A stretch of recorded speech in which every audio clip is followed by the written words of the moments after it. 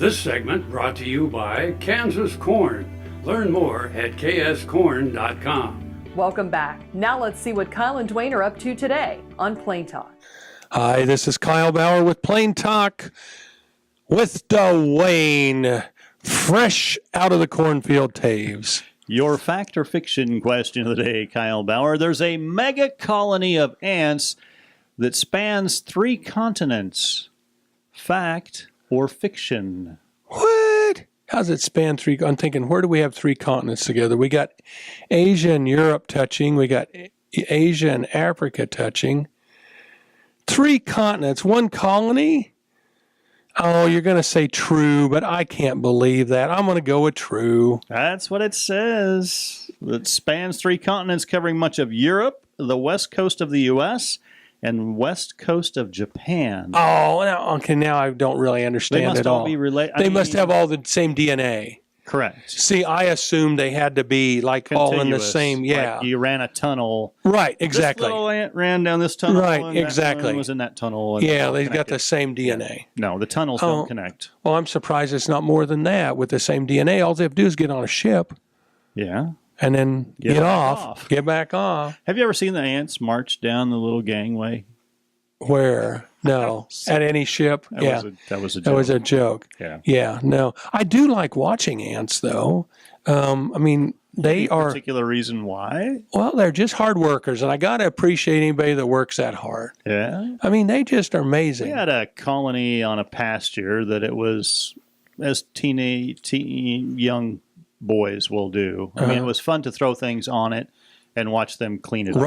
Right. If there was a carcass of something. Well, in fact, if you want to clean a deer skull or a buffalo head skull or anything, best way to clean it, put it on an anthill. Yeah.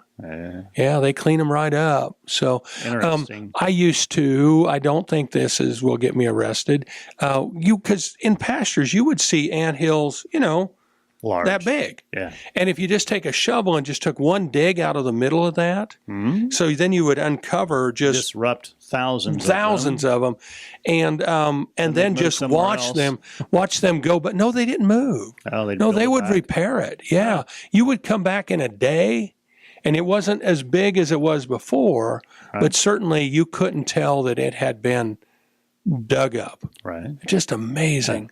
Well, they were all red ants. I've never really watched anything but red ants were. Yeah, that's what we had when I was a kid. I used to have a ant colony that I kept in my office in a ant farm. Ant farm. That's what it's called. You had your own ant farm. Not since you've worked here? No. Yeah, no, I had my own ant farm. You could buy it somewhere as seen on television, and then you went out and got your own ants. I never bought the deluxe model that came with ants. Model that came with ants? No, I would just go out to the pasture and get me half a dozen ants. Surprised by that. Yeah, exactly. And put them in there. Died. Well, they didn't live very long. You only had one kind of. You probably had only workers. You didn't have any that were reproducers. Yeah, I will tell you the hardest thing, though, is watering your ant. Well, I mean, how do you water an ant? How much water do you put in there? I think an ant probably sustains its liquid load from the things that it eats. Okay, what if you put breadcrumbs in there? Is that enough? There's plenty of moisture in a breadcrumb. All right. Well, I would water them from time to time, get a little eyedropper. No, it wasn't. I would just put some moisture in the soil because I figured that they could get it from that. Well, and they would last a couple weeks. I think they probably died of thirst. What did you feed them?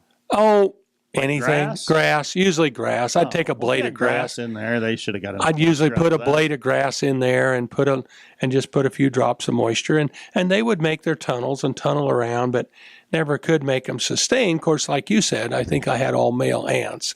As an agriculturalist, you'd have thought that I would have thought that through. Thanks for joining us. I'm your host, Jamie Bloom, and I hope you enjoyed today's show. See you next week on Farm Factor. Closed captioning brought to you by Ag Promo Source. Together we grow. Learn more at agpromosource.com.